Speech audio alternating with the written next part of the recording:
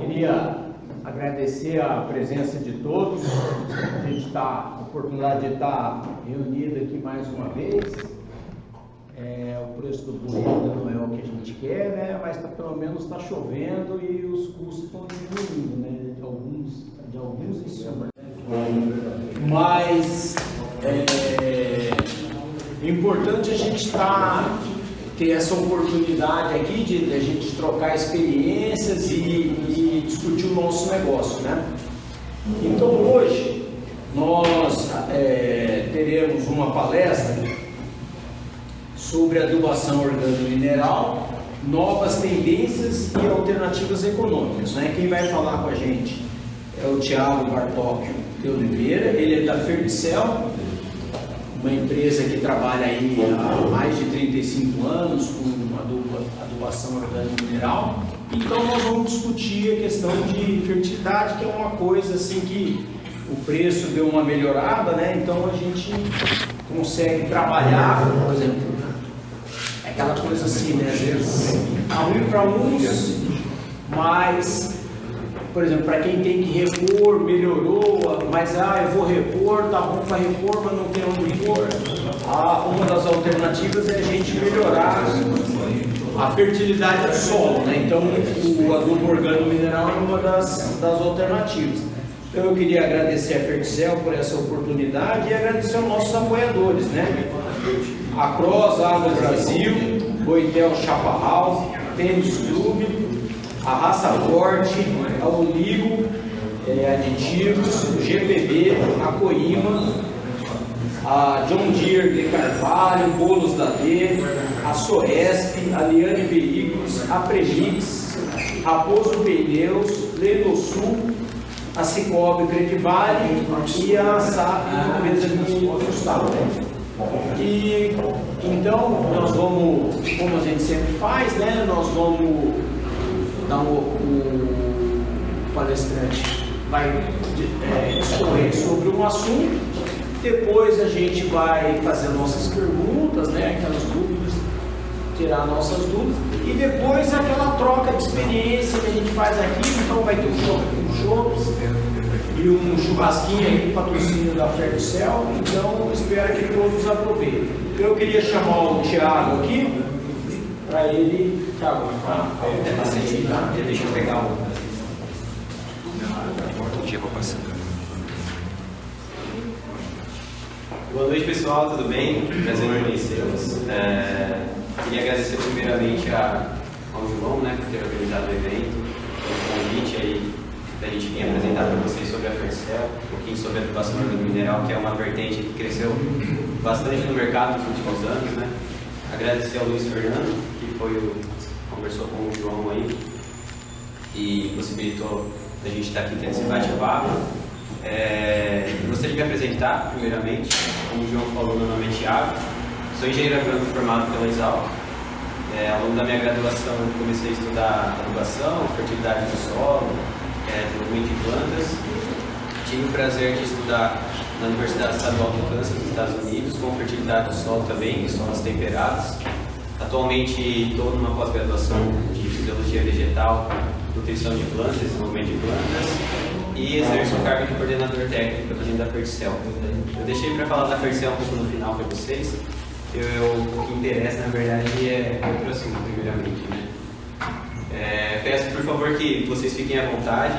O João até falou das perguntas no final, mas caso vocês tenham uma dúvida pontual em relação a algum slide que eu coloquei, pode me interromper, pergunte. O que eu puder responder, eu vou responder. O que eu não puder, a gente está com outros parceiros aqui da Ferticel. E o que a gente não puder responder, a gente leva a dúvida adiante e pesquisa e traz para vocês com certeza. Beleza? Sem mais delongas, então, o que a gente vai falar hoje vai ser um pouco sobre a adubação orgânico-mineral. Eu separei alguns blocos, acho que ficou na frente. A gente passa, segue melhor esse lado.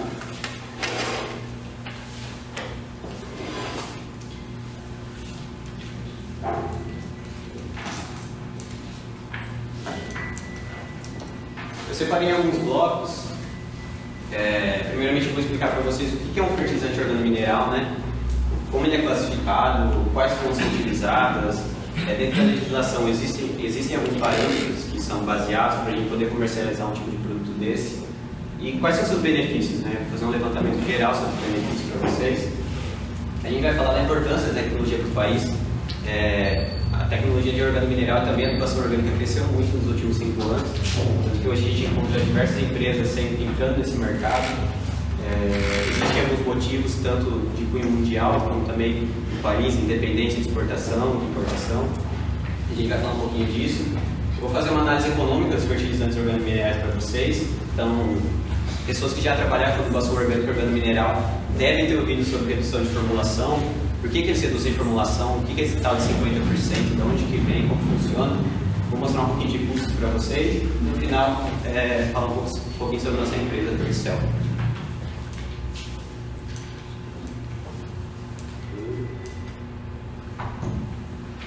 Então, o que é um fertilizante organomineral, né? Ele é basicamente uma mistura. Hoje em dia as pessoas utilizam a palavra blend, né? Então, você tem blend de temperos, blend de café. Organomineral nada mais que um blend, ou seja, uma mistura entre os fertilizantes convencionais, minerais, ureia, sulfato de amônia, MAP, no caso do fósforo, super simples, KCl. A gente mistura isso com um material orgânico. Esses materiais orgânicos podem ter diversas origens, né? Pode ser origem animal, como cerco de galinha, bovino, suíno, origem vegetal, restos, folhas, frutos, cascas, madeira. Dá para ser ainda uma mistura, como a cama de frango, que tem alguns restos vegetais, como também a cerco de frango, que é o caso da Ferticel. Resíduos de usina, de açúcar e álcool, torta de filtro é muito famosa, né? Resíduos industriais, lodo. Para vocês terem noção, tem até empresas que compostam dejetos humanos e vendem para aplicação dentro da agricultura. Os fertilizantes devem atender exigências, né, do Ministério da Agricultura, o MAPA, a fim de a gente poder explorar isso comercialmente. Então, a partir do tipo de fonte orgânica que a gente vai utilizar, ele vai ser classificado, e essa classificação vai determinar onde que esse fertilizante pode ser utilizado. Então, aqui eu pus para vocês, mais ou menos, como que é funcional dentro da Ferticel. Então, a gente pega a nossa cama de frango, que é o nosso material orgânico. No nosso caso, a gente composta e granula. A gente pega esse material granulado e a gente vai fazer nosso blend, nossa mistura com os organismos minerais. Então, a nossa matéria-prima, normalmente nas formulações carregam ureia. Ultimamente, a gente também tem que trabalhar com sulfato de amônio, dada a importância do enxofre das formulações. A nossa ideia é uma ureia polimerizada, muito por conta da manter a qualidade física dentro da mistura com o material orgânico. Aí a fonte de fósforo pode ser MAP, DAP, MAPinho, super simples, super triplo. O potássio KCl é normalmente o mais utilizado, mas a gente tem algumas outras tecnologias sem uso do cloro também. E a gente faz essa mistura e a gente tem nosso organomineral. Dentro da tonelada a gente costuma trabalhar com no mínimo 400 kg do nosso material orgânico. Então eu gosto de mostrar para o produtor que na verdade o que seria um organomineral? É um fertilizante sem enchimento. O enchimento é um produto nobre que vai carregar ácidos orgânicos, vai carregar também com os nutrientes, que vão dar certas características desses fertilizantes convencionais que potencializam a eficiência dentro do sistema. Né? A gente também faz a mistura com micronutrientes, como exigido, né? É muito comum aí, principalmente colocar boro, colocar zinco, a gente consegue fazer essa mistura e colocar pontos de micronutrientes como necessário. E quais são essas exigências, né? Para vocês não terem que ler tudo isso daqui, está no artigo 3 aí no mapa, basicamente a gente classifica em classe A quando eles são isentos, os materiais orgânicos são isentos de despejos ou contaminantes sanitários. E classe B, quando eles têm esses, pode conter despejos ou contaminantes sanitários, mas eles existem certos tratamentos que possibilitam a utilização dentro da agricultura. Ainda assim, é limitado na utilização de certas culturas, como tubérculos, hortaliças, produtos que vão diretamente à mesa do consumidor. Né? Também existem características que são determinadas para manter a qualidade física, biológica e química do produto. Então, a gente tem que entregar uma certa quantidade de carbono orgânico. No caso dos produtos sólidos, é 8%. No caso dos produtos organominerais, líquidos fluidos, são 3%. existe uma umidade levantada pelo mapa também, no máximo de 20%, uma CTC, a CTC a gente vai falar adiante, que são uma característica inata aí, que só os fertilizantes orgânicos conseguem entregar na população, e uma quantidade mínima aí de nutrientes, NPK, né? Então eu coloquei para vocês, para exemplificar, um resultado aí que o mapa fez do nosso fertilizante 8, 18, 10, né? Então aqui a gente tem as garantias, ou seja, o que é exigido pelo mapa e o que entregou nosso produto.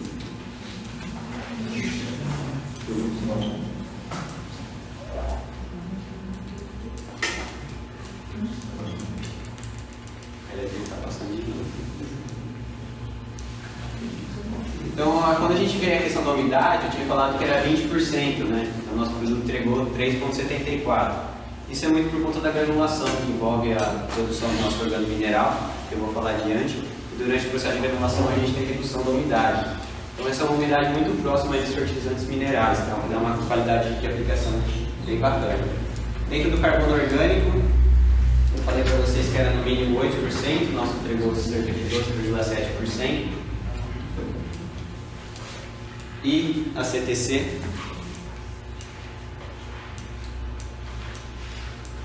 cerca de 80, tem que entregar 80 milmol carga, e o nosso está entregando 225, né? A gente vai ver comparações do que entrega a CTC dentro do solo.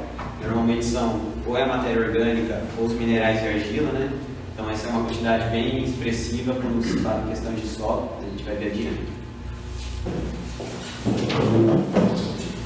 Então, como eu estava falando para vocês, pessoal, a gente entrega uma quantidade aqui exigida, e se o nosso fertilizante foi caracterizado como 8, 18, 10, então a gente tem que entregar no máximo uma somatória que corresponde a 95%, ou uma margem que fique próxima dos 5% disso daqui. Nesse caso, a gente entregou a mais, né? Então, a gente alegar entregar ponto de nitrogênio, criamos 8,8. Os nossos produtos normalmente vão carregar um pouco mais de nutriente, que é aquilo que eu falei, o nosso enchimento, o nosso material orgânico.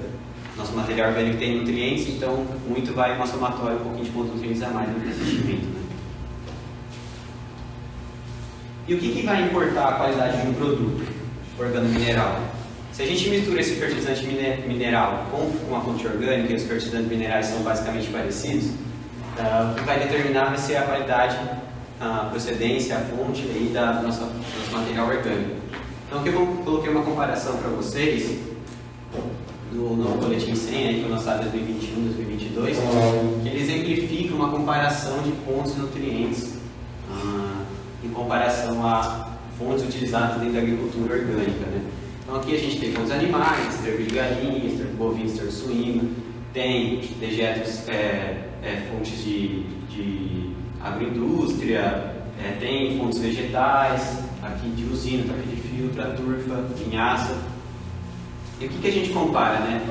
É muito comum o produtor utilizar esterco de galinha. Por quê? Porque dentre as fontes orgânicas é o que apresenta a maior fonte de nutriente para a gente fazer uma somatória, né? Então a gente pega aqui que ele tem um equilíbrio de pontos de nutrientes que vai dar basicamente bastante qualidade para o nosso produto, né?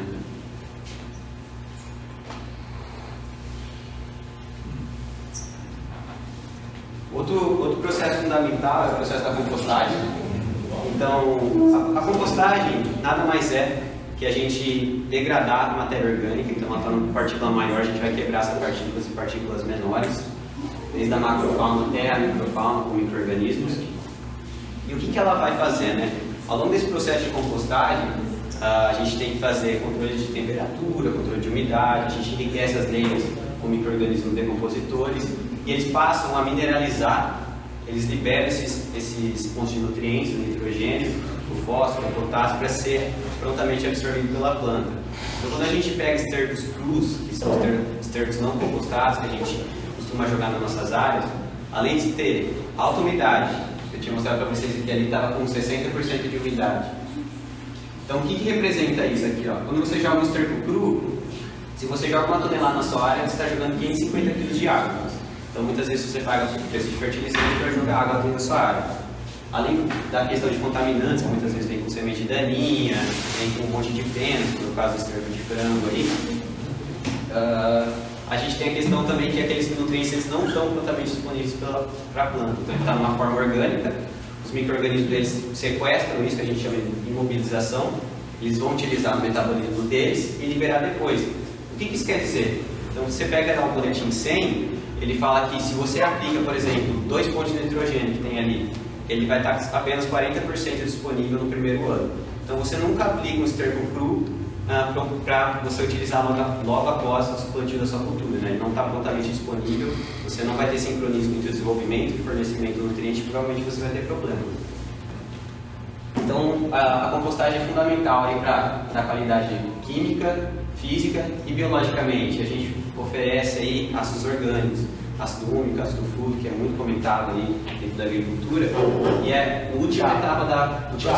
Explica um pouquinho o efeito desses ácidos orgânicos. Os ácidos orgânicos, eles são... existem diversos efeitos, tá? Eles são, aqui como eu coloquei aqui embaixo, por exemplo, precursores de hormônios vegetais. Então, os hormônios vegetais são moléculas orgânicas, carbonos orgânicos. E dentre eles a gente tem, por exemplo, auxina, giberelina, citocinina. E são hormônios de crescimento que promovem, por exemplo, desde raiz, crescimento primário e de profundidade, crescimento secundário, crescimento de copa, alongamento de células. Então, dentro dessa característica aqui fisiológica, eles são precursores. Dentro do solo, são os ácidos orgânicos que são responsáveis pela maior questão de reações entre nutrientes e o solo, né? Então, os ácidos orgânicos são ricos em cargas.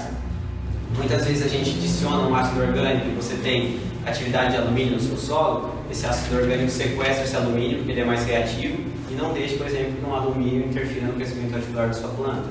Ao mesmo tempo que muitas vezes a gente aplica um fósforo, esse ácido orgânico, por absorção competitiva que a gente chama, ele protege seu fósforo de ser absorvido dentro do solo.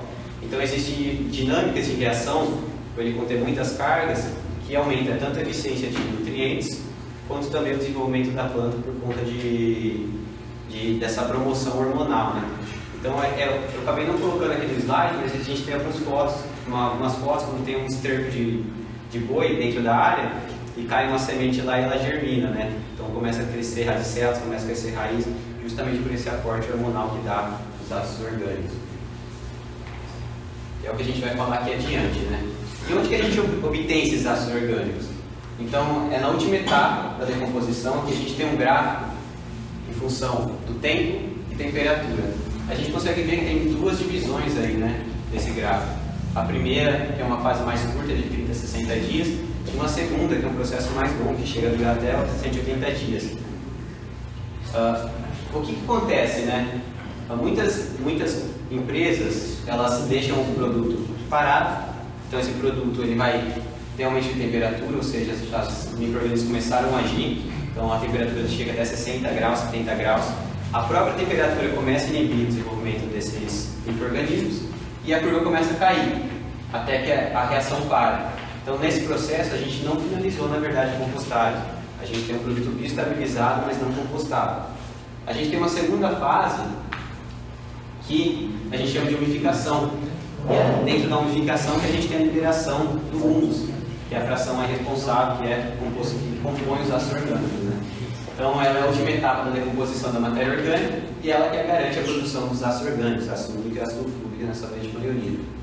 Então, é nessa última etapa aqui que isso aqui é o que a gente encontra no mercado, isso aqui é o que a gente faz. E por que muitas empresas não compostam o produto por tanto tempo, né? Uma é a necessidade do capital de giro, né? Você produzir um produto que você vai comercializar. Para você liberar a comercialização dele, você tem compostagem por 180 dias. Uma que você tem que ter estruturação, né? E outra que não tem capacidade de indústria, capacidade de galpão para ter toda essa quantidade de material para fazer essas compostagens, né?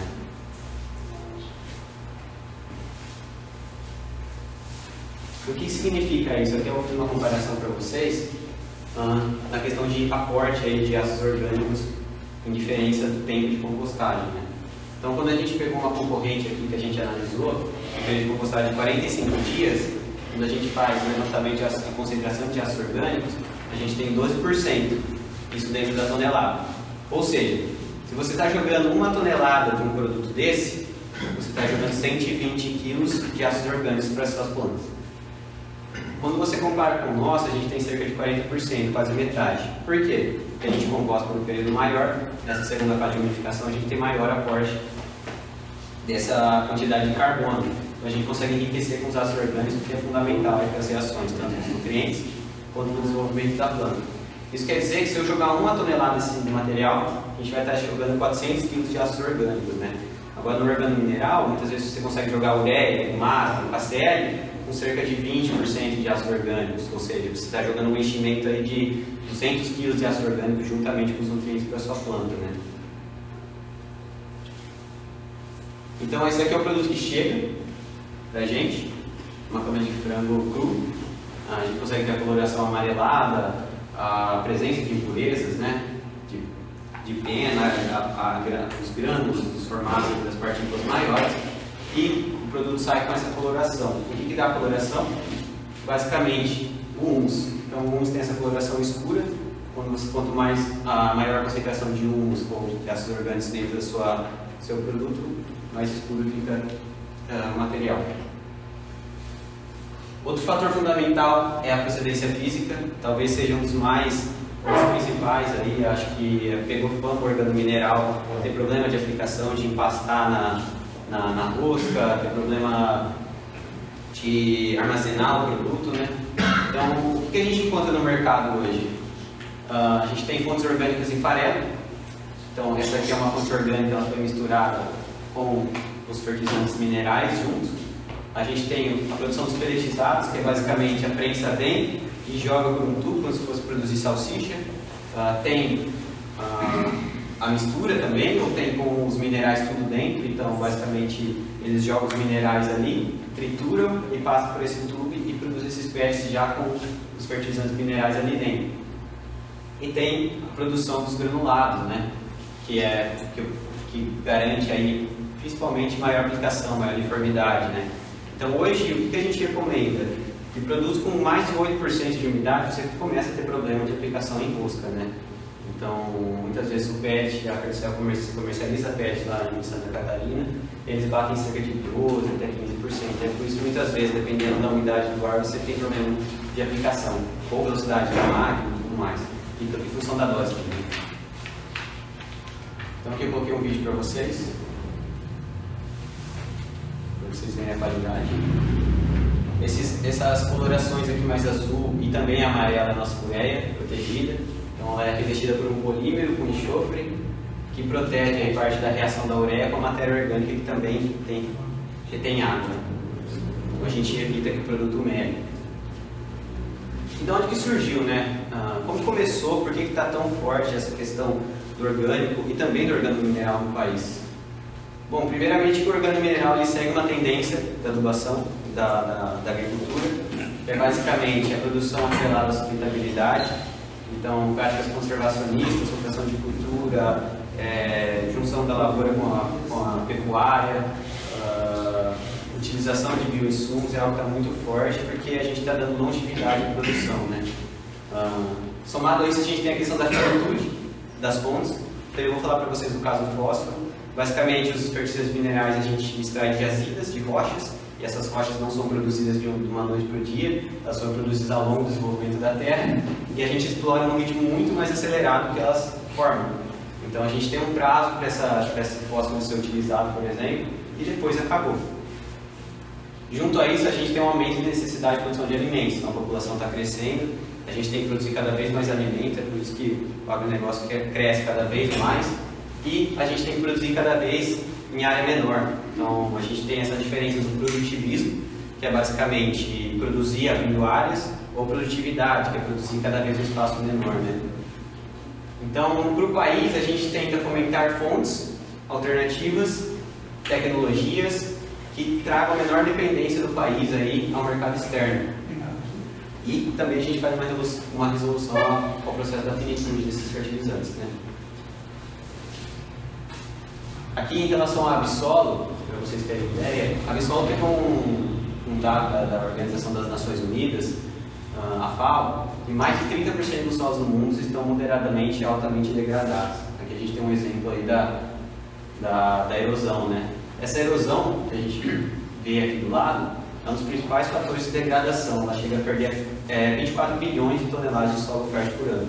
Então todo aquele solo que a gente fez calagem, fez gessagem, fez adubação, fez rotação de cultura, fez sucessão de cultura, à medida que ele desprende, ele se foi. Então aqui se foi tanto a matéria orgânica, quanto o fósforo, quanto o potássio, quanto o cálcio, tudo que estava aqui foi arrastado. Né? Então, consequentemente, a gente tem perda de bilhões de dólares em produtividade. Em contrapartida, se a gente conserva o nosso solo, se a gente tem um manejo sustentável, a gente pode, além de evitar a perda, a gente consegue ainda aumentar a produtividade em até 60%. Então, além de evitar a perda, a gente consegue produzir mais e lucrar ainda mais com isso. Coloquei para vocês uma comparação, para vocês terem ideia de números aí, do que representa a perda por erosão. Então, aqui a gente tem um solo com 0 de cobertura, 50 e 100. Observa que, quando você não tem cobertura do solo, a erosão chegou a arrancar 172 kg por hectare de matéria orgânica. Chegou a arrancar bastante fósforo também, bastante potássio, mas o primeiro que ia ser degradado com maior intensidade é a matéria orgânica, que é um horizonte sensível que está na parte de cima do nosso solo. À medida que a gente adiciona a cobertura de solo, a gente vai reduzindo essas perdas por erosão, ao ponto que a gente chega a ter 90% de eficiência na redução das perdas de matéria orgânica por erosão.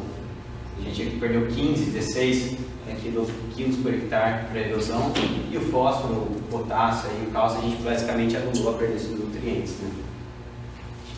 Então, a principal fração do solo é a matéria orgânica, é o horizonte-O, horizonte sensível, que é o sempre primeiro a reduzir drasticamente. E o que a adubação orgânica e organomineral faz? Ela ajuda a manter, mas também a estimular a fertilidade natural de um solo. Então a gente estimula as frações orgânicas e úmicas do solo, adicionar os ácidos orgânicos e seus benefícios nas propriedades físicas, químicas e biológicas. Então, aqui a gente tem um solo ideal, que apresenta aí, a gente fala aqui no estado de São Paulo, cerca de 5%. E quando a gente tem essa quantidade, a gente tem valores relativos aí mais ou menos de 25% de água no seu solo e 25% de ar. Então a gente tem partículas, a gente tem oxigênio correndo ali. Muitas vezes a gente esquece, a gente compra NPK, mas a gente esquece que o oxigênio é um nutriente também essencial para o desenvolvimento da planta.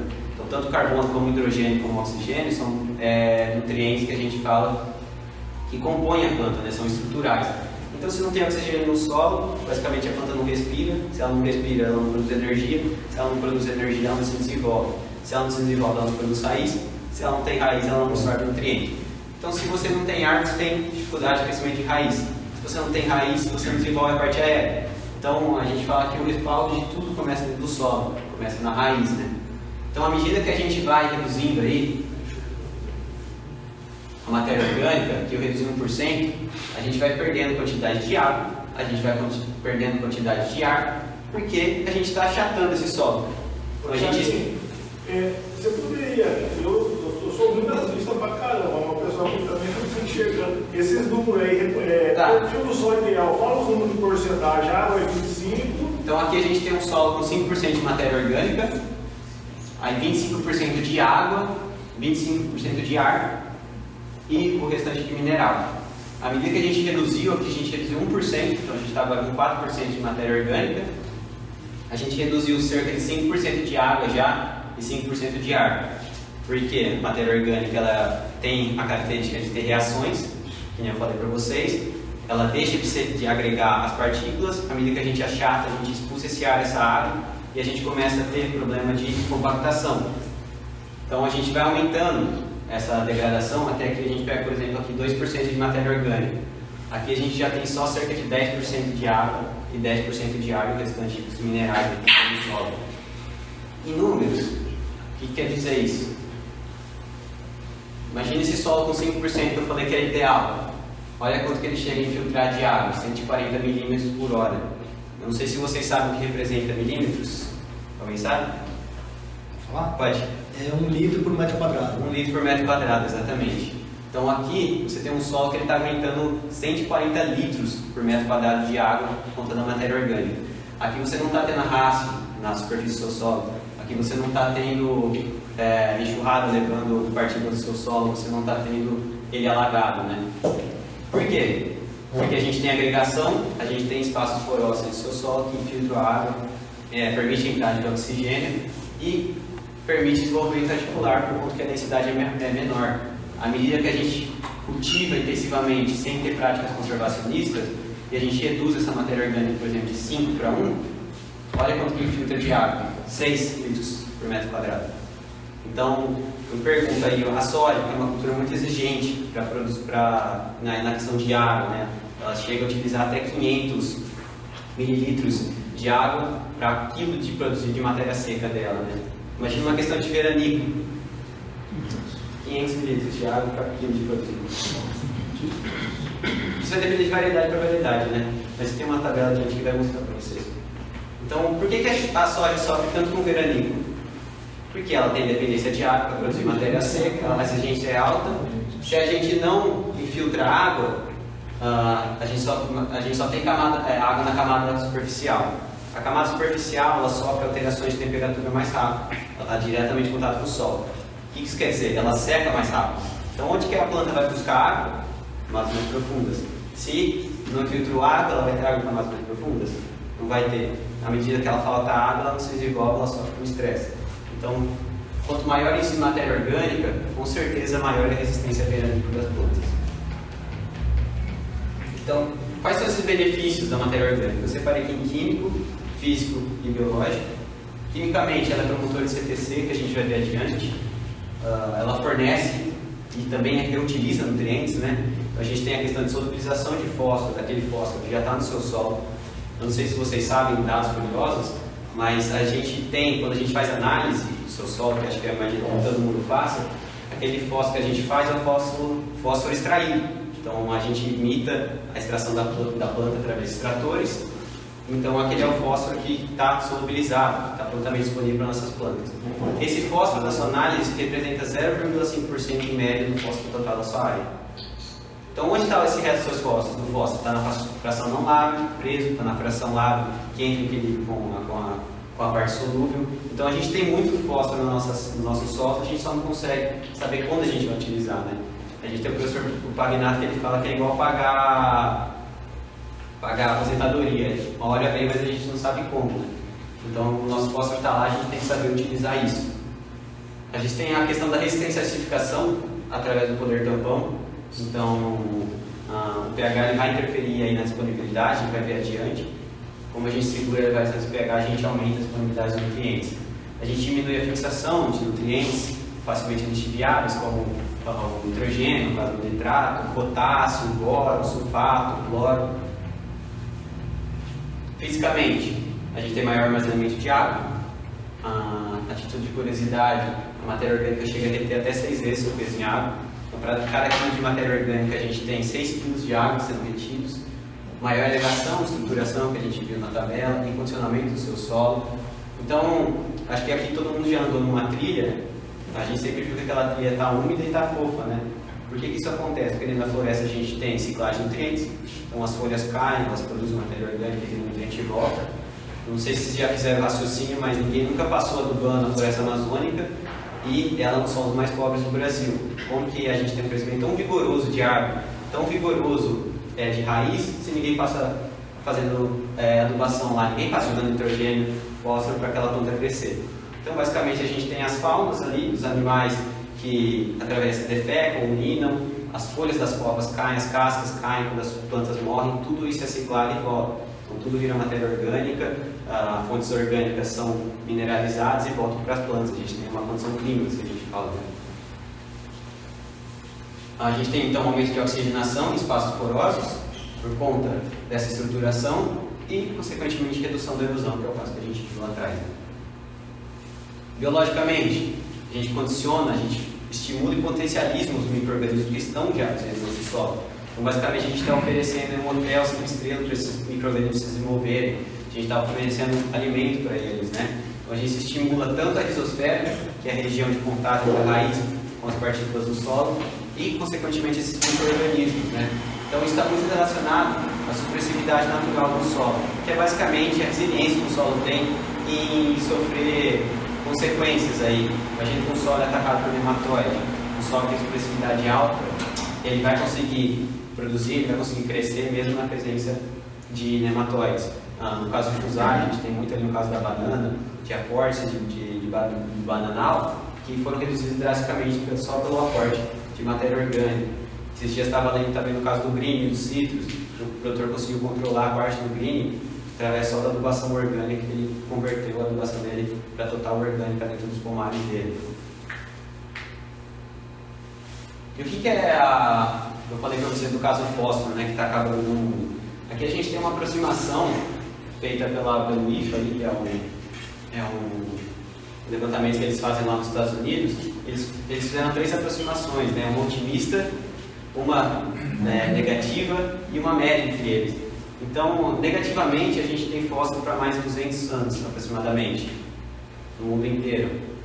Positivamente, a gente tem fósforo para 450 anos. Então, numa média, a gente fala que a gente tem fósforo disponível para a agricultura há 300 anos em média. Em contrapartida, a gente tem esse uso do fósforo no mundo. Então, aqui esse é o uso anual de fósforo, ele só perde por nitrogênio ao ser utilizado.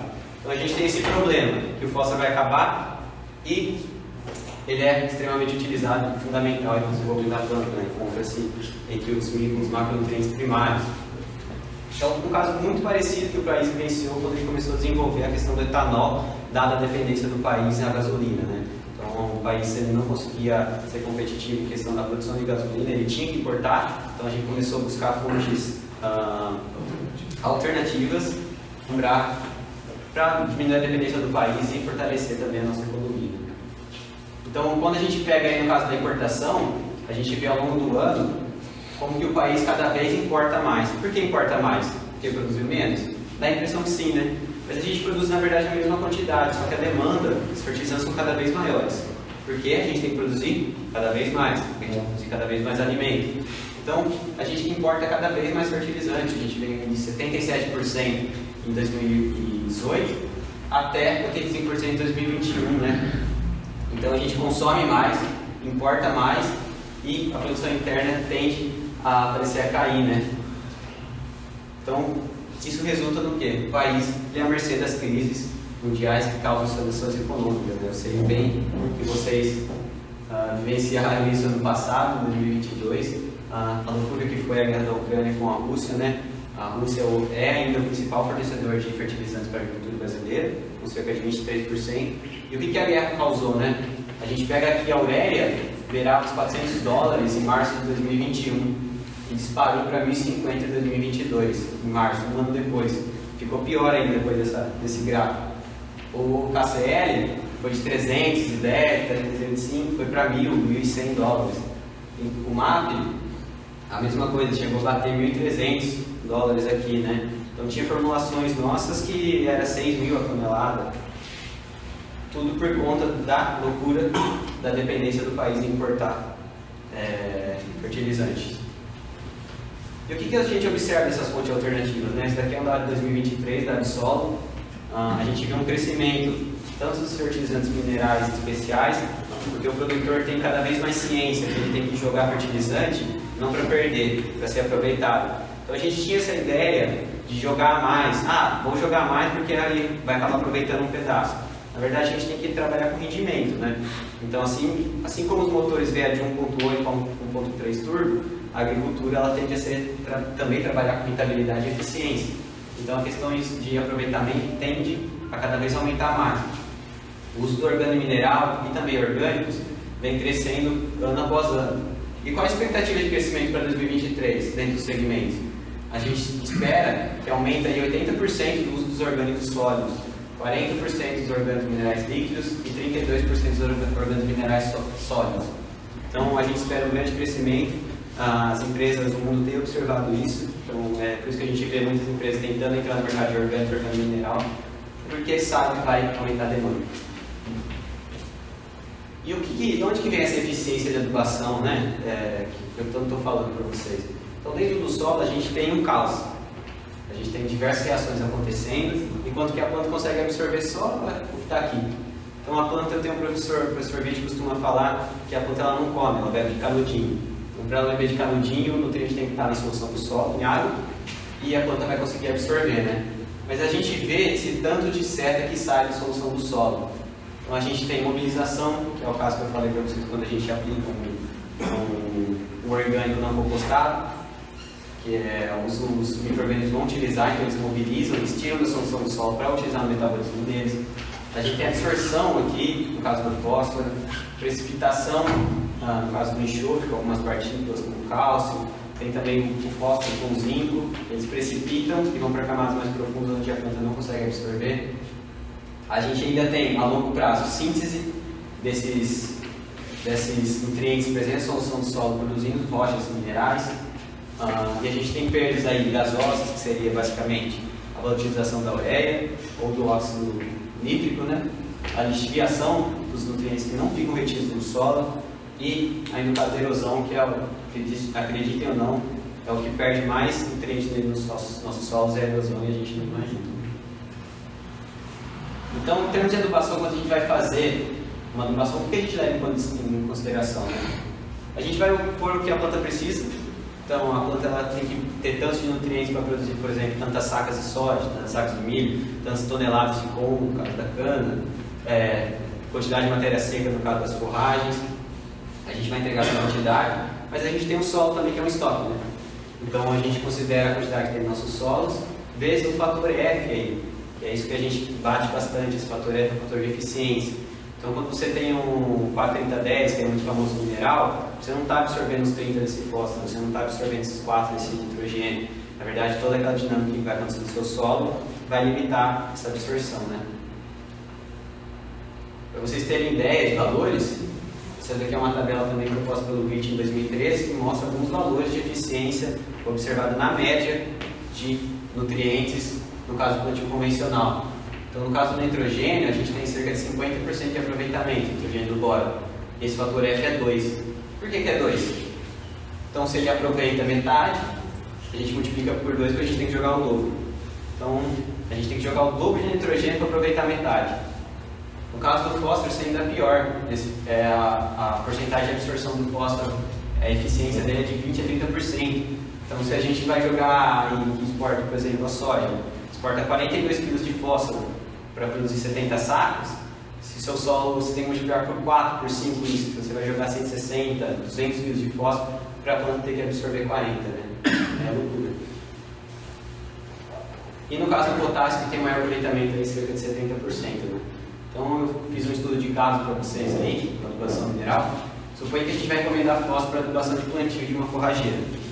Quando a gente abre o boletim lá, a gente tem espécies de forrageiras, algumas são mais específicas, são mais exigentes, como capim e elefante, por exemplo, e outras são menos exigentes. Eu fiz uma média aí de demanda do nutriente. A gente vai considerar que seu solo já tem uma quantidade de fósforo adequada, que é uma coisa bem rara de encontrar nos nossos solos. 30 miligramas aí, que a gente fala que é atingir o nível crítico. Nível crítico nada mais é que o fator, o intervalo que a gente tem no nutriente que a gente considera como adequado. Ou seja, dentro desse valor que a gente tem que manter, acima dele não vale a pena o investimento, abaixo dele a planta está oferecendo problemas de estresse, né, de deficiência. E desse valor no solo gira de 20 a 40 mg por decímetro cúbico no caso do extrator resíduo. Então a gente considera o 30 aqui. Pelo boletim 100, a gente vai considerar uma média de 1,5 kg de fósforo sendo extraídos por tonelada de matéria seca da parte aérea. Eu fiz essa conversão para P2O5, existe um fator de multiplicação aqui, que dá 3,6. Aqui a gente pode ver o nível crítico. Então, quando a gente está dentro desse valor adequado aqui, que ele representa de 90% a 100% da sua produção, a gente vai dar adubação do solo e da planta. Acima disso, não compensa a gente fazer adubação, então a gente só vai repor o que a planta está utilizando.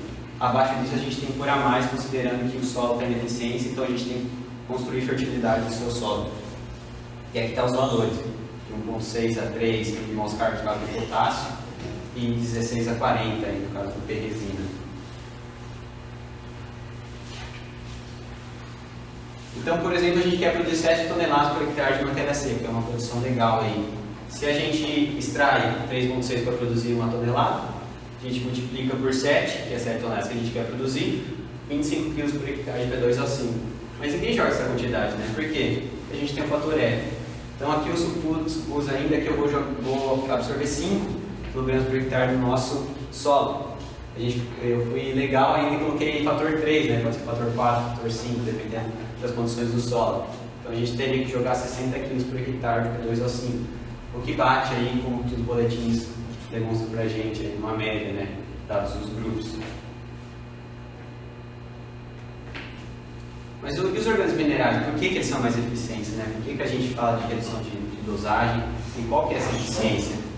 Existem alguns fatores que vão determinar a eficiência, a gente vai falar um pouquinho deles, a gente não vai se aprofundar aqui, alguns deles são um pouco profundos, mas eu gostaria de mostrar para vocês que existe um parâmetro, existe um estudo por trás disso, e a gente faz isso com a maior segurança do mundo, porque existe respaldo e existe experimento. O primeiro dele é a disponibilidade em função do pH. Então essa aqui é uma tabela muito famosa da Embrapa, que mostra a disponibilidade dos nutrientes em função do pH, né? Então a gente sabe, por exemplo, que os fertilizantes minerais são acidificantes. Então o que significa? À medida que a gente joga ureia, à medida que a gente joga magro, à medida que a gente joga superfosfato triplo, ele entra em solução do solo e ele vai diminuir a solução do pH dessa solução do solo. Então a gente tem uma mistura de grandes NPK médio aqui, baixando esse pH para 1.5 a 3.5. A gente tem os superfosfatos simples, que tem o enxofre, que é acidificante, que ácido sulfúrico, extremamente ácido, e reduz também o pH. Os fertilizantes orgânicos, eles já tendem a ter um pH próximo à neutralidade, entre 7 e 8 aqui, né? Beirando a alcalinidade, que já virou alcalino. Quando a gente mistura com os minerais, a gente espera que, por eles serem acidificantes, eles vão reduzir esse pH. Mas a gente tem a característica aí do fertilizante orgânico, da matéria orgânica, em ter aquele poder tampão que eu citei para vocês, que é basicamente a resistência do material em sofrer variação de pH. Então a gente segura esse pH em torno de 6 a 6,5, que é um valor que fica muito próximo à disponibilidade ótima dos nutrientes, né? Então esse é talvez um dos gráficos mais famosos aí do Malavolta, que ele mostra a otimização da absorção de nutrientes em torno desse pH. Por que a otimização? Porque no caso aí dos micronutrientes cationônicos a gente vai ter uma queda, mas quando a gente faz uma média de tudo, a gente tem um ponto ótimo aqui onde que a gente tem tudo, né? Onde a gente não tem atividade de alumínio porque ele precipita, a gente tem uma boa disponibilidade de potássio, de cálcio, de magnésio, de nitrogênio, de fósforo, enfim. Então, basicamente, imagine que a gente fez escalagem tudo certinho, a gente está cuidando do nosso solo e a gente tem um pH 6 aqui, um pH que a gente considera bom, ótimo, né?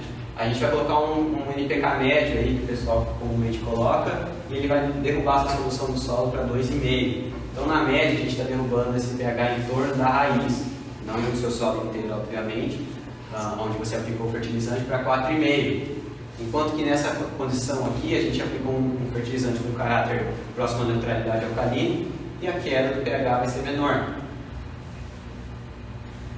O que a gente tem aqui? Então, dentro dessa faixa, 4,5, a gente tem essa média de disponibilidade, como observado no estudo da Embrapa. Enquanto aqui entre 6,5 e 7, uma disponibilidade muito maior, né? Então, é nessa diferença que o pessoal muitas vezes fala, você pode reduzir suas formulações em 30%, 40%, algumas empresas fazem 50%. A Ferticel, ela trabalha com no máximo 40%, mas sempre respeitando a exportação da cultura. Então, não existe eficiência se a planta precisa usar 1 de nitrogênio e você entrega 0,8. Não tem como, você tem que entregar pelo menos a quantidade mínima para a planta produzir e depois contar com a eficiência, né? Então a gente gosta de trabalhar na casa de 30%, atendendo a demanda da cultura. O aumento da CTC, que eu falei bastante, também está relacionado às desviações de nutrientes, né? Então a CTC nada mais é que a capacidade de troca catiônica, então ela expressa a quantidade de cargas negativas que o solo possui. Ou seja, o quanto esse solo vai reter partículas positivas, que são elas cálcio, que é positivo, cálcio 2+, o potássio, K+, magnésio, o próprio alumínio também, né? A maioria dos nossos solos possuem baixa atividade de argila. Por quê? São solos extremamente esteperizados, então tem baixa atividade de argila e muita atividade aí de óxido de ferro e alumínio. Quando a gente compara os valores, não sei se vocês conseguem enxergar, mas a matéria orgânica aqui, ela chega a entregar 150 a 400 centimols carga por quilo, enquanto os óxidos e a calinita, que é um mineral de argila de baixa atividade, que é o que é comum aí nos solos brasileiros, entrega de 4 até 15, entre 3 e 15, 4 e 10. Quando a gente faz uma adubação orgânica, a gente está entregando cerca de 600 milimol cargas por quilo, ou seja, 60 centimols carga. Então isso daqui é 10 vezes, muitas vezes maior que o nosso solo só presente CTC. A gente pega em média aí os solos, a gente até tinha visto análise, Os solos brasileiros, os solos aqui do estado, ele tem cerca de 40, 30 de CTC, né? Então a gente está entregando uma adubação, quando a gente faz uma adubação orgânica, de 600. Quando a gente faz uma adubação orgânica mineral, que a gente viu na análise, 270. Então a gente está estimulando alguns parâmetros de fertilidade do nosso solo, né? E o que isso quer dizer? Então, se eu vou reter aí os nutrientes, eu começo deixa eu passar aqui para explicar melhor para vocês entenderem. Eu começo a reter esses nutrientes a parte onde a raiz chega. Então, aqui a gente tem as partículas do solo. Aqui no caso de CTC baixa, esses nutrientes eles não são retidos, eles vão para camadas mais profundas, onde a raiz não chega, né? Então, a maioria dos nutrientes correm por fluxo de massa, que a gente chama, ou seja, a água passa, por exemplo, a água da chuva, ela carrega esses nutrientes junto com ela e ela leva para camadas mais profundas, onde as raízes não chegam. A gente não tem raiz porque não tem matéria orgânica, então toda naquela questão, tudo é cíclico, né? À medida que a gente tem um solo com alta CTC, a gente está retendo esses nutrientes nas partículas mais superficiais do solo. Então, a gente estimula a planta a absorver esses nutrientes. A gente tem que ter uma ideia aqui. Para a planta absorver o nutriente, a raiz tem que entrar em contato com esse nutriente. Então, a gente fala que é o contato meio-raiz. Se a planta não entrar em contato com o nutriente, a planta não absorve. Então, à medida que ela vai para a camada mais profunda, ela não alcança, então, diminui muito a eficiência de utilização desses fertilizantes. Então, aqui a gente tem um solo com CTC de 150 mmol cargas, é algo bem raro aqui, que é um solo que é caracterizado como alta fertilidade. E um solo de CTC aí, que é o mais comum aqui no estado de São Paulo, que é para baixo de 50, é um solo de baixa fertilidade. Então aqui quando a gente faz uma adubação, principalmente adubações pesadas, que vai muito longe do nutriente, a planta não vai conseguir absorver tudo. Principalmente porque a gente tem uma mania de não parcelar a adubação. Então hoje a gente sabe que o parcelamento da adubação é o que mais responde. E é só você fazer um exercício simples. A planta é um ser vivo. Nós seres humanos somos seres vivos. Você dá 3 kg de feijoada para uma criança crescer, uma vez só, e depois você nunca mais vai alimentar ela. Você não faz isso, você vai dando comida ao longo do dia, de pouco em pouco. A planta é a mesma coisa. Quando ela está crescendo, ela nem tem folha ainda para fazer fotossíntese. Como que ela vai absorver 120 kg de potássio? Como que ela vai absorver 40 kg de nitrogênio? Se ela nem fotossíntese ela está fazendo, né? Então a gente tem que parcelar essa adubação. Hoje a gente pega grandes produtividades e chega a parcelar até em 3, 4 vezes. Eu sei que não é fácil parcelar, depois é difícil jogar em cobertura quando o tossel do campo fecha. Mas saiba que se você parcelar, na maioria dos casos você vai ter resposta ao crescimento das suas plantas. Então imagine que a gente adubou aqui, a planta vai utilizar um pouco, que ainda ela não se desenvolveu, ela não faz fotossíntese, ela não tem massa suficiente. Então o que não ficou aqui, a planta não vai reter, o solo não vai reter, a água vai vir com a chuva, vai levar para camadas mais profundas, ou seja, tudo aquilo que você colocou no plantio está indo para a parte de baixo e não vai ser aproveitado. Então não vai ser aproveitado, a planta não vai absorver, ela não vai se desenvolver como vocês queriam, né? A outra questão é a proteção do fósforo. Então aqui entra a questão dos ácidos orgânicos novamente, é uma parte pesada, mas existem reações que acontecem nos ácidos orgânicos dentro do solo, que eles protegem o fósforo dessas 3 formas, né? A primeira é eles enriquecem com cargas, então imagine essas cargas como se fosse um escudo em torno do grano do fósforo. À medida que esses óxidos tentam penetrar esse fósforo, você tem um escudo, então esse escudo não deixa esse nutriente ser absorvido, não deixa de ser pego, que é basicamente o que os polímeros hoje fazem, né, o coach da vida. Mas a gente tem outras funções, como a proteção do fósforo em função da absorção competitiva.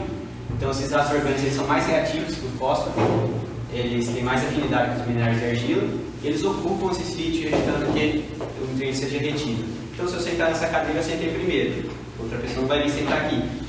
Então é basicamente isso que os ácidos orgânicos fazem, eles começam a ocupar o sítio de ligação, à medida que falta a cadeira, o fósforo fica mais disponível para entrar em solução do solo. E a terceira etapa é a proteção do fósforo em função da complexação. Então esses ácidos orgânicos eles também reagem com os óxidos, que eu mostrei para vocês, principalmente ferro e alumínio, e eles reagem formando um complexo metálico que a gente chama, né? Então a gente tem essa imagem aqui. À medida que eles formam um complexo metálico, eles formam precipitados e vão para camadas mais profundas, onde que a gente anula aí parte da absorção, a absorção do fósforo, né? Então a gente aumenta muito a eficiência desse fertilizante. Então, em resumo, se a gente fosse comparar os minerais com os orgânicos minerais, a gente tem que ele é acidificante, então o pH é em torno de 4,5 a 5. Os orgânicos minerais são menos acidificantes. Um não oferece ATC, que vai estar todo relacionado com a retenção dos nutrientes, né? O outro oferece. Se ele não oferece, ele é mais lixiviado, o aproveitamento é menor. O que oferece é menos lixiviado. A proteção do fósforo basicamente não oferece nenhuma, e aqui a gente oferece 3 vertentes, né? Eu sempre falo que a gente tem que cuidar da absorção do fósforo cuidando do sistema. A gente tem fertilizantes aí que colocam tecnologia dentro do grânulo, sendo que o sistema não está corrigido. A gente está aí cuidando não da causa, mas da consequência, né? Então a gente toma um remédio para dor de cabeça porque a gente está com dor de cabeça, não o contrário, né? Não sei se eu consegui me expressar nessa. Então, quando a gente compara aqui os fertilizantes em questão de eficiência, aqui eu só copiei, tá? Então a gente tem um M de 50% a 60%, 20% a 30% no caso do fósforo e 60% a 70% no caso do potássio. A gente vai trabalhar aí com cerca de 30% a 40% a mais. A gente tem esse aproveitamento, né? Dos orgânicos minerais em cima do mineral. Aqui eu coloquei uma comparação, não sei se todo mundo vai enxergar, mas é bem legal. Tá, mas basicamente como vai ser, ó. Vamos ver se quiser chegar mais perto. Ó, coloquei na planilha as eficiências, eu coloquei as porcentagens, e a gente vai fazer um plantio convencional, colocando 8 de nitrogênio, 30 de fósforo e 8 de potássio, ou seja, 8, 30, 8. Essa formulação também carrega 3 de cálcio e 4 de magnésio. Eu vou colocar o nosso equivalente aqui da Ferticel, ou seja, com 30% de eficiência, com 5, 21, 6. Os nossos fertilizantes entregam todos os nutrientes para o cultivo da mata orgânica. Então eu começo a preencher, que ele vai levar. Esse você considera nosso enchimento. Então o nosso enchimento está levando pontos de nutrientes. Está levando 3 de cálcio, 0,6 de magnésio, está levando boro, que atende a exportação da maioria das culturas, está levando zinco, está levando 20% de ácidos orgânicos e está levando CTC. Vou equiparar as mesmas doses, 350 kg, 350 kg, que é muito comumente utilizado na soja. Né? Eu levantei esse valor semana passada, o preço dele de lista, FOB, né, era 2.580, enquanto o nosso estava 2.578. E aí a gente vem aqui para efetivamente o que está sendo entregue, né? Então, sendo consideradas eficiências, 50, 30, 70.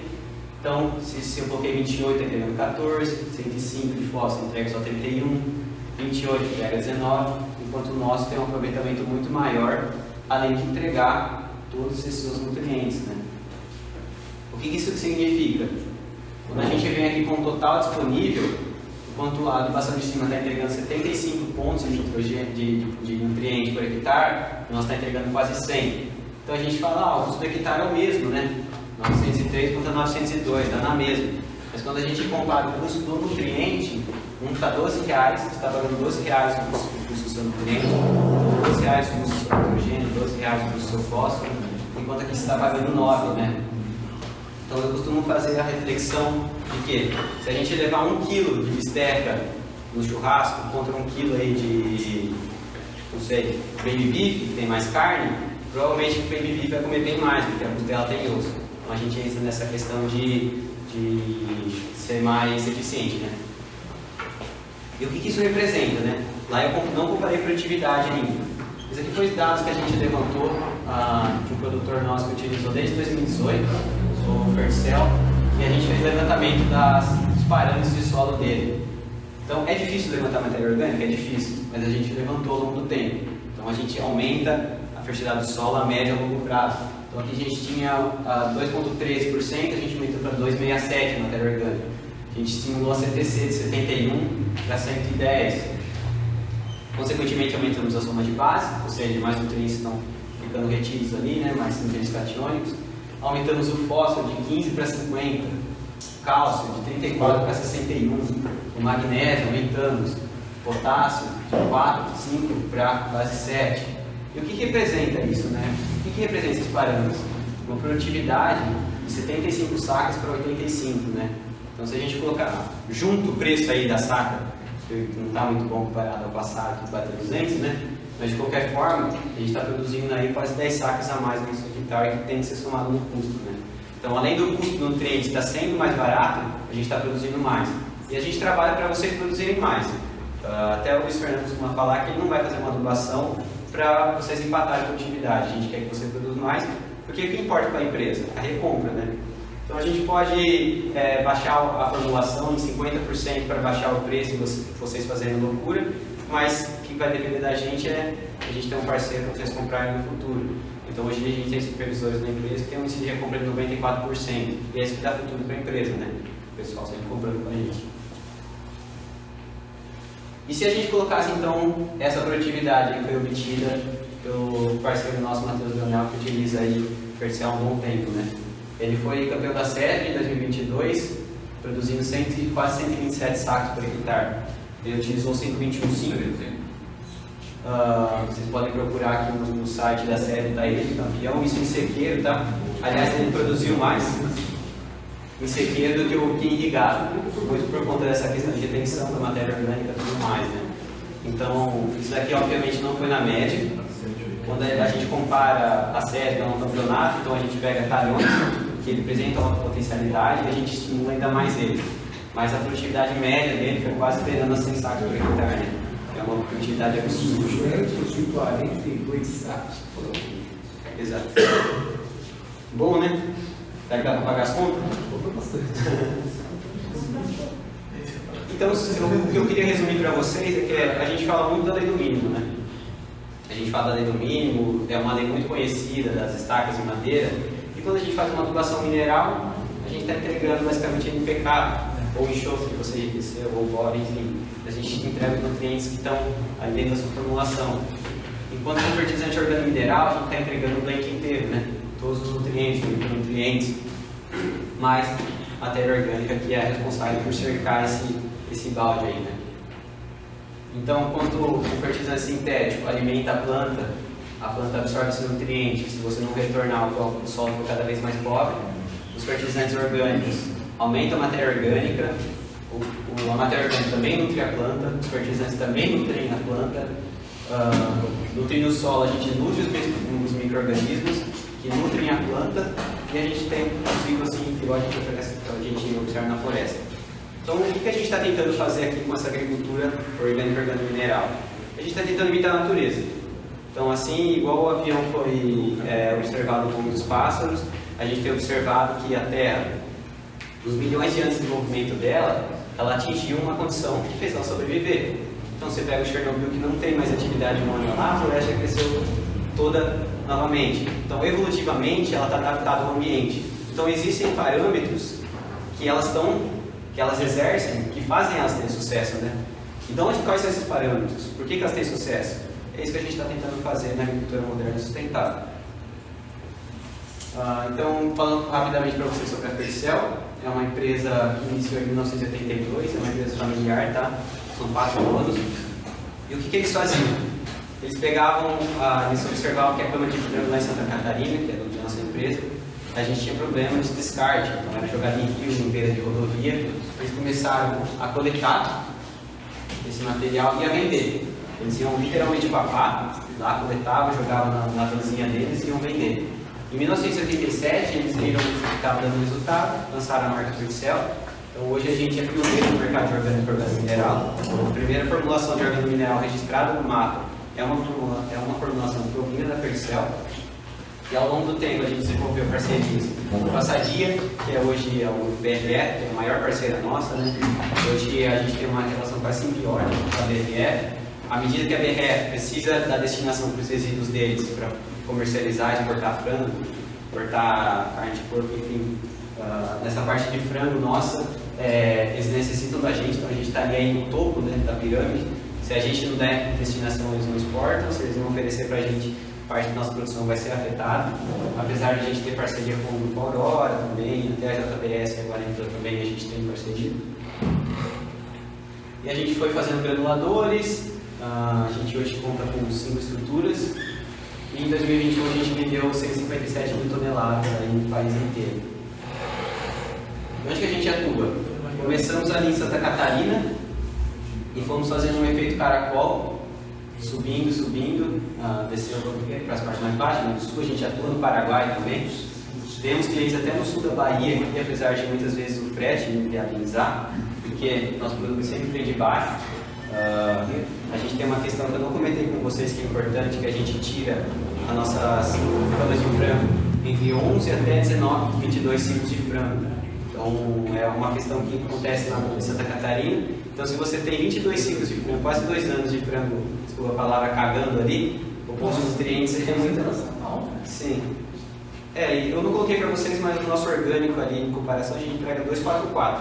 Então seria 2 pontos de nitrogênio, 4 de fósforo e 4 de potássio, com concentração bem alta. Muito porque a gente tem muito mais dejeto ali, então a gente consegue ter uma compostagem bem mais eficiente. Coloquei um pouco da estrutura. Coronel é onde nasceu a Fercel, por isso que é Fercel, Fertilizantes Coronel. Aqui é onde que é a parte do nosso, onde é feita o centro administrativo, contabilidade e tudo mais. Aqui é a nossa primeira fábrica, uma fábrica que cresceu pequena, ela começou pequena. Então ela começou aqui, nesse único galpão, à medida que a empresa foi crescendo, a gente foi expandindo. Então a Fercel tem essa outra questão, que toda a compostagem é feita em ambiente coberto. Então a Fercel, esses tempos até a gente vai atender o grupo Rizoma, que é um grupo que só produz milho, soja orgânico. Então, se eles só produzem isso, eles não podem utilizar fertilizantes minerais. E eles estão tentando compostar a própria cama deles, eles também trabalham com a produção de frango. E eles perguntaram para a gente como que vocês fazem para controlar a variedade quando chove. Então, você pega o processo de compostagem da usina, é todo em ambiente aberto, então o controle sobre as variáveis é muito menor. Então, hoje a gente tem cerca de 5 hectares de área coberta, são 50 mil metros quadrados aí dentro das nossas 4 indústrias, né? Não é só um misturador. Essa daqui ela tem cerca de 18 mil metros quadrados, aqui já foi expandido. Aqui estão os granuladores. Concórdia, que atende basicamente São Paulo. Toda a estrutura, com as placas de energia. Aqui em São Gabriel do Oeste é só um misturador. Então a gente já está com uma parceria de fazer nosso misturador aqui em Pederneiras. Uma coisa que está bem avançada. A gente vai basicamente fazer nosso produto de baixo. Os minerais a gente vai fazer no porto, fazer a mistura aqui em São Paulo e atender vocês, né? Então a Fercel se preparou para atender o mercado de São Paulo. Por quê? Porque a gente granula matéria orgânica, então hoje você vai encontrar basicamente 2 empresas que granulam matéria orgânica no estado de São Paulo, porque um granulador hoje gira em torno de 12 milhões, fora os custos que tem isso dentro da indústria, né? De energia, de gasto d'água e tudo mais, além da dificuldade de granular matéria orgânica. Então, você conseguir fazer a matéria orgânica ser agregada no grano, uma que você precisa diminuir essas partículas. O que diminui essas partículas é compostagem eficiente. Outro que a gente precisa utilizar algumas técnicas, como agregação e tudo mais, que um dos donos trouxe da Alemanha. Ele foi fazer uma pós dele lá, com resíduos, ele trouxe a tecnologia para cá e a gente aplica essa tecnologia até hoje. Então, aqui basicamente a gente só faz as misturas, também faz sistema barca, que a gente troca grãos. A Fercel tem uma área experimental aqui de 600 hectares. No passado a gente produziu cerca de 90 e poucas sacas de soja por hectare. Então a gente está comprovando para vocês que o fertilizante funciona.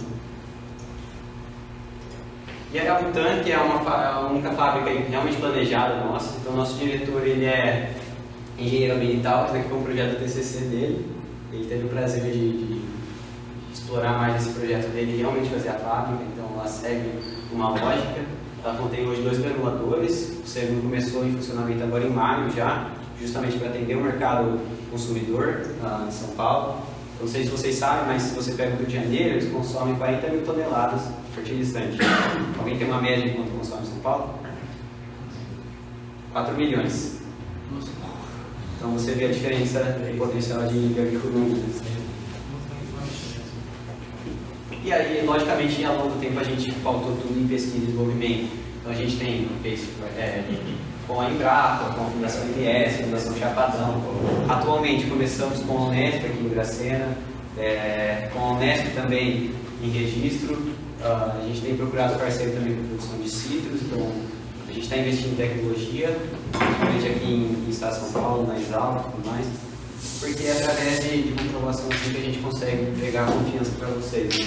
Então, com consciência com ciência a gente entrega certeza. E é isso, gente. Muito obrigado. Fiquem à vontade para as dúvidas. Já, eu queria fazer uma pergunta. Eu tenho um pessoal da Bahia que eles plantam debaixo de pivô, são vários pivôs.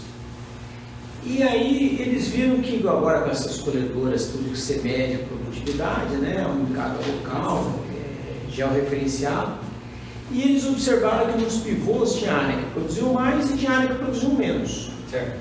E aí eles foram avaliar tanto a parte química, mineral, mas também a parte de população de bactérias, de micro-organismos do solo.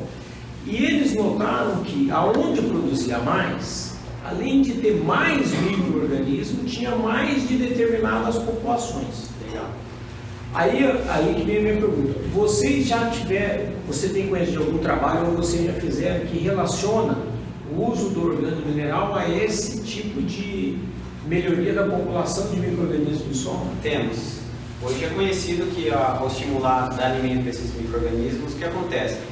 Se você faz uma adubação mineral, você não está entregando nada natural para o solo, né? São fertilizantes sintéticos. Então, você não estimula o crescimento de populações, você não estimula a biodiversidade.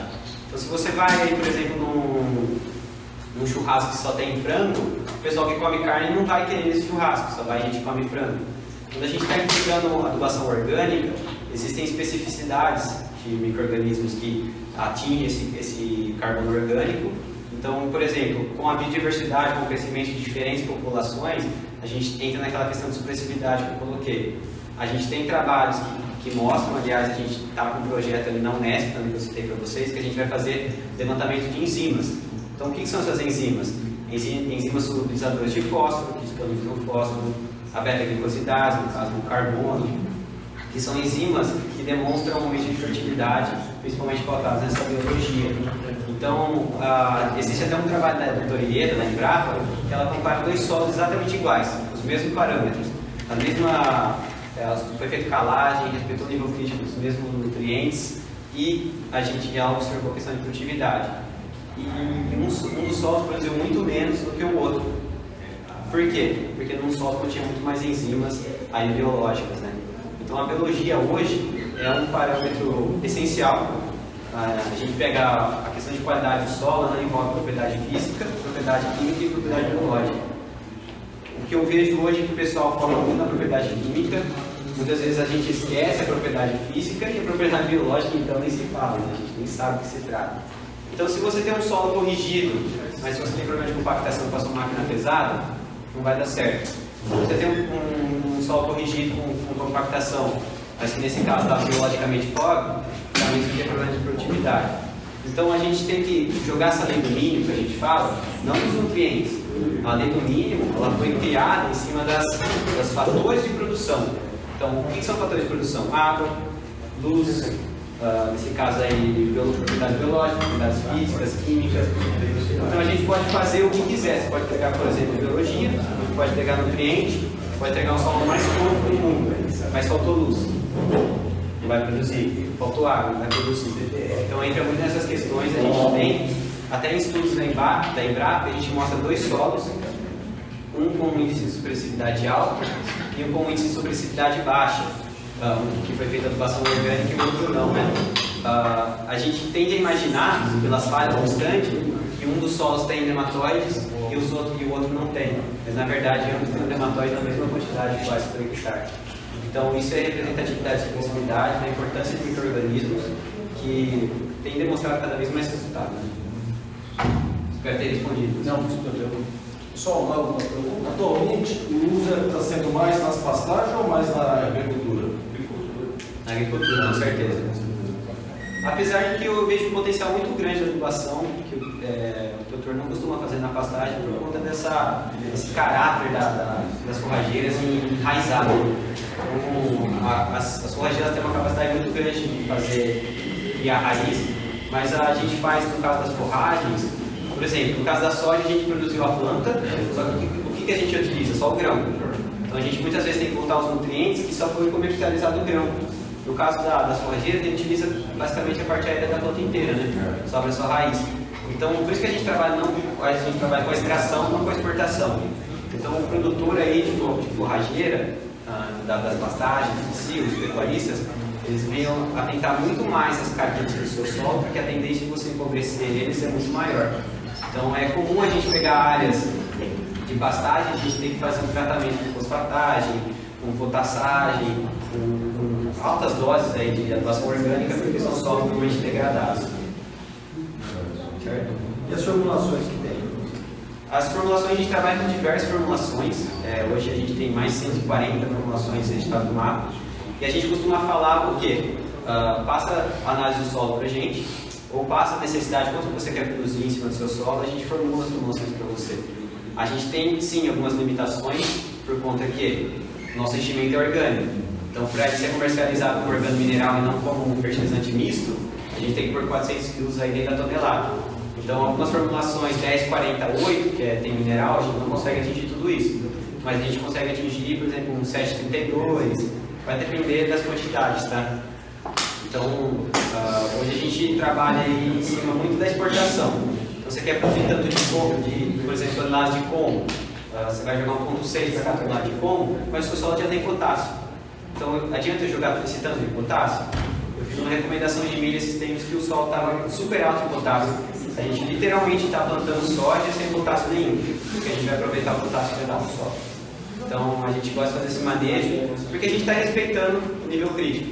A gente está respeitando que o seu solo já tem nutriente, então não tem por que você jogar mais nutrientes se a planta não vai responder. Você está gastando dinheiro para produzir a mesma quantidade, às vezes até menos, se esse nutriente entrar como excesso, que vai começar a exercer efeitos de toxicidade, salinidade e tudo mais. Então, respondendo assim, questão de formulação, a gente tem diversas. A gente não trabalha com uma formulação específica, porque a gente vai trabalhar com a necessidade. No Paraguai, onde que fica a fábrica de vocês? A gente não tem a fábrica, a gente tem de clientes lá. Tá. A gente tem as 4 fábricas em Santa Catarina e um misturador no Mato Grosso. E agora a gente vai ter um misturador aqui em São Paulo também. Mas a nossa matéria-prima, dada a parceria com o BRF, a quantidade da qualidade, tudo mais, sempre vem de baixo. E representante aqui na região? O Luiz Fernando vai estar atendendo vocês. Ele foi o responsável ali para... Luiz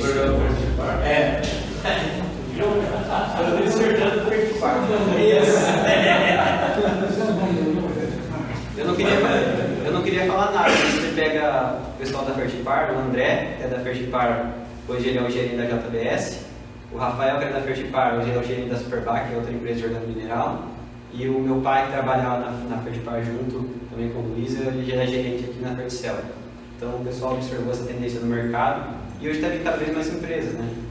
Porque o pessoal sabe que vai estimular e vai aumentar e vai haver a troca até certo ponto. Os minerais vão ser cada vez menos Nós vamos utilizados. participar do grupo também.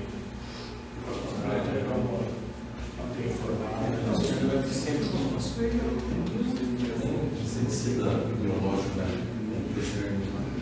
25%. Aonde? Assim, o registro no último ano registrou mais orgânico do que